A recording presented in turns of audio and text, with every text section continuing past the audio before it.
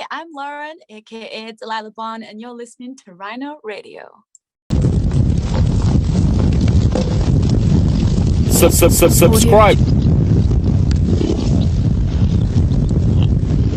So, you excited about the new album, guys? It's coming out next week.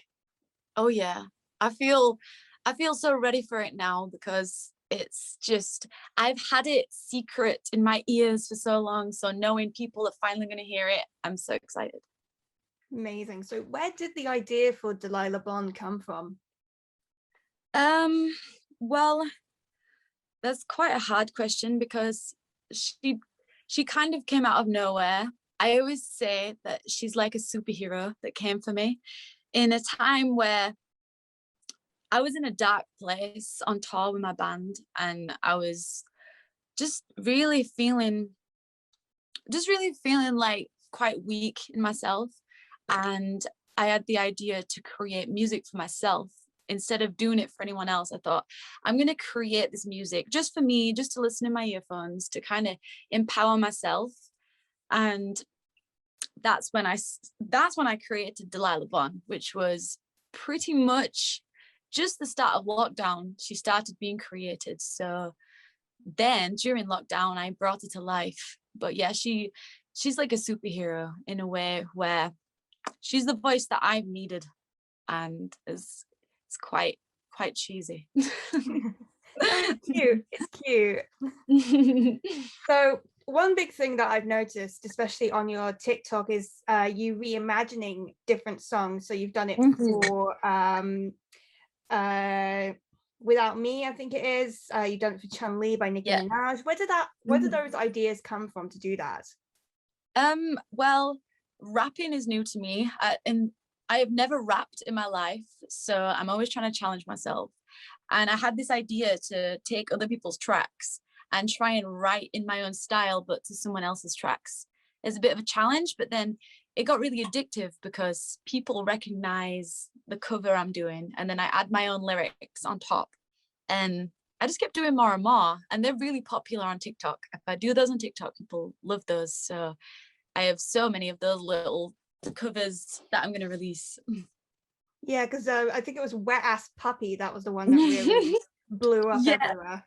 Oh, I loved making that with my dog. That was the best walk I ever took her on, because every puddle, I'm like, go on, get in the puddle. I'm trying to get you as absolutely mucky as possible for this video. And she loved it. But now every time we go for a walk, she's just like worse than ever. I've trained her bad. So how is your dog? She's good. I think she got quite addicted to the fame of TikTok, because now every time I get the camera out and I'm filming myself, she's looking at me like, are we making a video? She's very like, oh, I'm the star, obviously. Oh yeah, definitely. So you mentioned how you made this record during lockdown. What was the process like with it? Because I know you pretty much write and produce all of your own work. Yeah, so I've got a home studio, and I've never learned how to use anything like at school, or I've never been on any courses. So it was a case of trial and error and lots of YouTube tutorials. But I just started, I think the first thing I did was put down a beat. So I programmed a beat, and then I started playing bass, and then layering up these songs, and they would start coming to life, and then I would start getting like more and more ideas. And gradually, I think over maybe 5 months, I'd finished all 12 songs, and it was just a case of every day in the studio, adding bits, deleting bits, changing bits, and creating something that's like that I'm very proud of, because a lot of people have doubted my skills a lot. So this is like proving those wrong and proving myself right, that I can produce my own things, and I didn't need to go to school to learn that. Fantastic. What would you say is your favorite song off the record? Ooh, maybe Night Changes Every Day, because when I first wrote it, my favorite song before I released any of them was Bad Attitude. I liked that one, but then I listened that one too much and then be like, right, that's not my favorite anymore. I think currently my favorite's Red Dress. I'm enjoying singing that one. Fab. So how important do you think social media is with the music industry? Because as we mentioned, you had a lot of your reimagined songs of different songs, putting those in different songs. Those have gone really viral on TikTok a lot. Yeah. I think it's the best tool and the worst tool all in one. It's like you have the world at your fingertips, and you could just upload something in your bedroom and it could go to 1 million people and it could travel and bring these opportunities. But then also, like yesterday in particular, when we were supposed to have an interview and I cancelled the interview, that was because internet trolls, it destroys me. It's just so hard to be on a platform where at any minute someone can just send you a message that can just like, it's just awful. People come out of nowhere on the internet and send you messages, and it's just like, I like being on social media, but if it wasn't for music, there is no way I'd be on social media. I think it's scary out there. Mood. The way I get through it is just basically saying to myself, unless they're paying your bills, pay them bitches no more. Yes. So one of my favorite songs that from the record is School, because I think you mentioned in the lyrics how it was talking about your experience that you had in school yourself. Would you mind elaborating on that? Well, at school, mainly secondary school, I spent so much time in my own head, looking out the window, locking myself in the school toilets. I ate my dinner.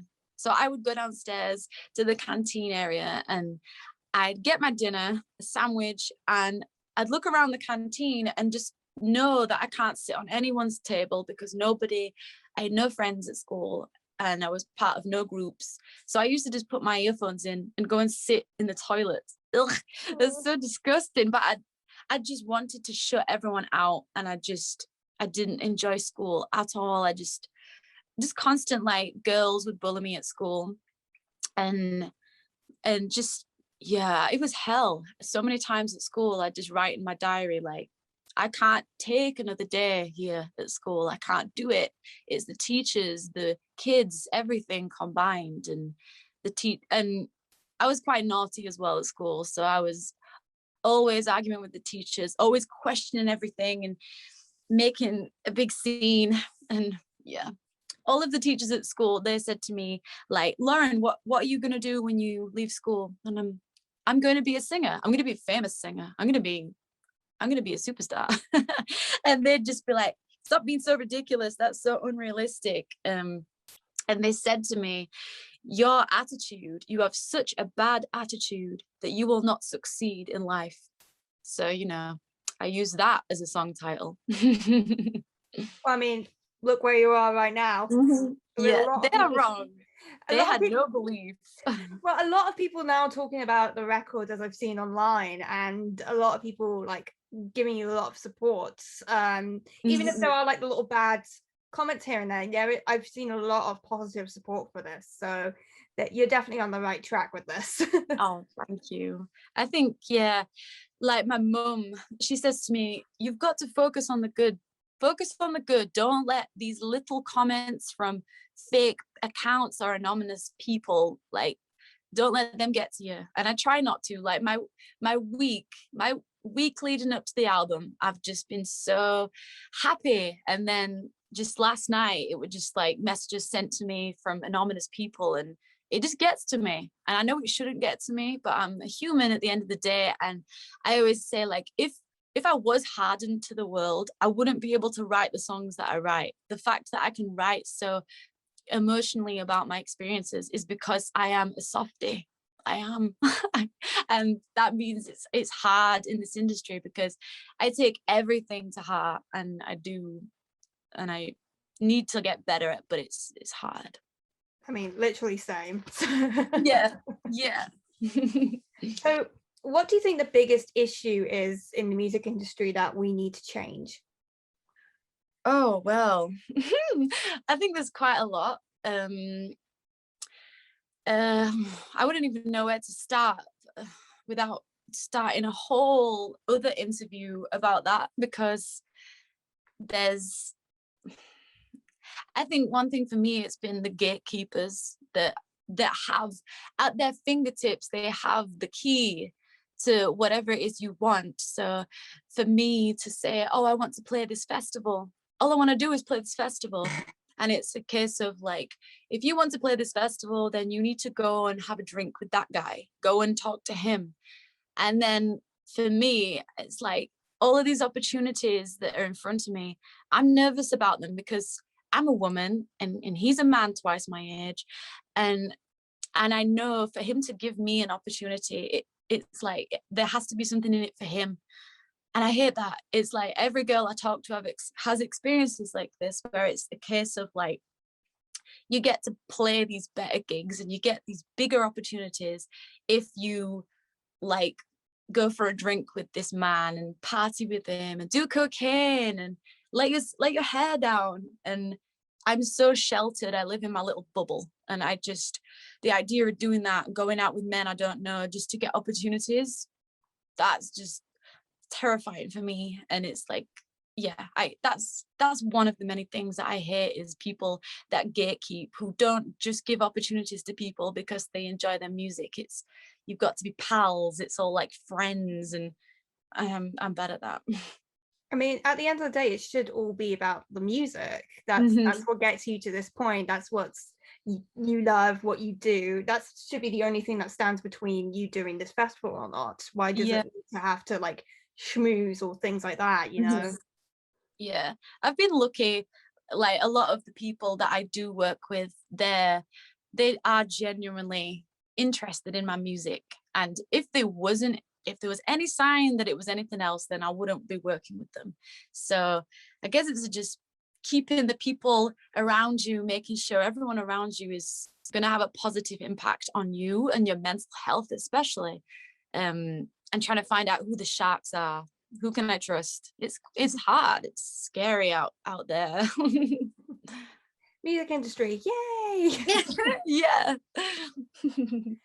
So on a more positive note, who would you say are your biggest musical aspiration, like inspirations even? um that I would see my biggest ever idol in the whole world was Pink. And when I was at school, that is the person where every single song, it was like she'd written it about me. And I'd listened to her albums. It was probably like her first 4 albums that were the ones that spoke to me the most. And that's someone that I've always thought, I've watched every single concert video. I used to try and sound like her when I was younger. I would like try and emulate everything she did. And I think Pink gave me the attitude I have, like when I say I want to put the middle finger up, that's her. And it's her. That's, yeah. If it wasn't for Pink, I don't think I'd be Delilah Bon right now, because I was the weird kid at school and she was the weird kid in the music industry at that time. And I just love her. Total mood, total mood. I remember I had like the Pop Princess CD, and I would always have like the Pink, Avril Lavigne, the Amy Stunt Yeah. Oh, ones, yeah. and I would always sing them around the playground because I was the bullied one. Yep. 15 years at a music school, and that's what this does. Mm-hmm. The bullied kids listen to the best music, though. That's the thing. We have better taste. Like, I remember, like, I barely knew any like Girls Aloud, Sugar Babes music that everyone else was into, because I was listening to, you know, Pearl Jam, like Rage Against the Machine, because I was listening to like a lot of my dad's music. Yeah, I was exactly the same. I remember I downloaded all of my dad's CDs onto my iPod and I took them to school, and I'd be like at school listening to Hawkwind. Like, who the hell is 13 listening to Hawkwind at school? That is just weird. And I just embraced all of my dad's music. And he didn't have many women though, that's one thing. His collection was just men. So I had to find all the women myself. Yeah, that's kind of similar in a way. I mean, my dad does try and have like a lot of like representation. He loves Nina Simone, Ella Oh yes. Fitzgerald. Mhm. So those have been important women in my life as musical artists. But yeah, a lot of finding the rock and metal women. I mean, that's the Yeah. whole point of my radio show, is to express women that are in rock and metal for their Yeah. talent, and Mhm. just being able to showcase that for everyone, especially if they're not as well known. That's great. That's really good. That's what I try and do. So obviously this will be up like after the album comes out, but how do you think people will react to the album? Well, I hope people will dance to it. I just want to see people like dance into it and getting dressed up. When I wrote it, it was just like I can see girls going out, they're going out with their friends, and it's like it's on in the car on the road trip, and it's on as you're getting dressed in the mirror, and that's what it is. It's like that relationship between yourself and the mirror. I want it to be when you listen to Delilah Bon and you look at yourself in the mirror, it's like today is going to be a good day. I feel strong. I feel ready for whatever the world throws at me. I've got it. And my hope is that people listen to the lyrics and they see themselves in the lyrics, and then hopefully they can tell me they enjoy it, because I think sometimes when you release an album you put it out there and then you just sit back like, I hope people enjoy it, and I hope they tell me, because if they don't tell me, I don't know. As I said on Twitter, it's definitely an album that I wish I had when I was a younger kid, because I definitely think it would have really helped little Yeah. me, like little me who just wanted to like have Bratz Rock Angels, and like Yeah. was always concerned about like fitting in. Like if I had this album if I was like, I don't know, when I was like 5-6 years old, I probably would have gone through school better. Yeah, that is like a dream sentence to hear after writing it. That's just what I want, is for people to feel like that. So thank you. It does take me back to the like early 2000s like music age, so it's a fantastic, like if anyone, like I guess listening to this interview is like very into that kind of sound and style, because obviously there's like a Y2K revival going on, and this is definitely the album for you.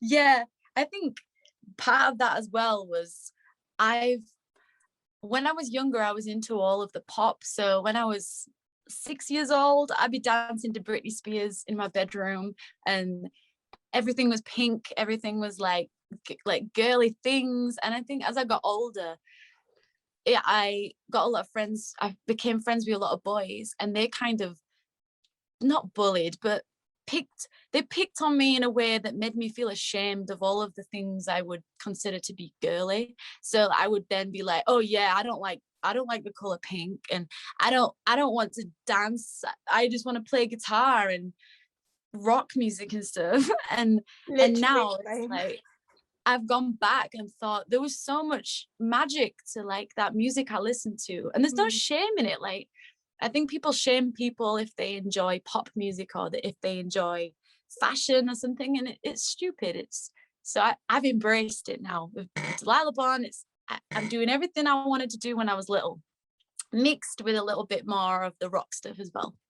Yeah, I think I remember like seeing in the kind of notes about the album how you wanted this to be kind of like the antithesis of Not Like Other Girls, which I was very much when I was in my teen years. Like I was very much like on Tumblr trying to be like, oh, I'm not like other girls kind of thing. 2014 was a bad time. We don't talk about that yet. Yeah. Yeah, that's a whole big thing, into like girls trying to be like, oh, I'm not like other girls. And yeah. No, this album is, I wanted to embrace everything feminine and not feel ashamed. And yeah, I love it. It's like all of my dreams are just coming true. It's so magical to hear. I love that. So just to kind of wrap things up, just a final question. Would you consider, because I know Hans of Gretel are coming to doing a tour later this year, got tickets for Bristol. Oh yeah. Would you consider taking Delilah Bon on the road? Well, I've been making plans. for next year. So it would be next year. That's the only time I have time to do it because of the Hands of Gretel tour. But yeah, I've had so many people ask me to play gigs, and I've not looked for any gigs. They've all come to me, people, drag shows and like gay nights and all of this exciting stuff is like they want me to play because they're like, we want Delilah Bon on our stages. And yes, that's just kicked me in the ass to plan a stage show and bring the songs to a live stage. I think it'll be awesome. I can't wait for that. I'll make sure to get there as soon as I can whenever tickets are immediately out. And as I said, I'll be at the Bristol Hands of Gretel show. Oh, I can't wait. I'm looking forward to it. Subscribe.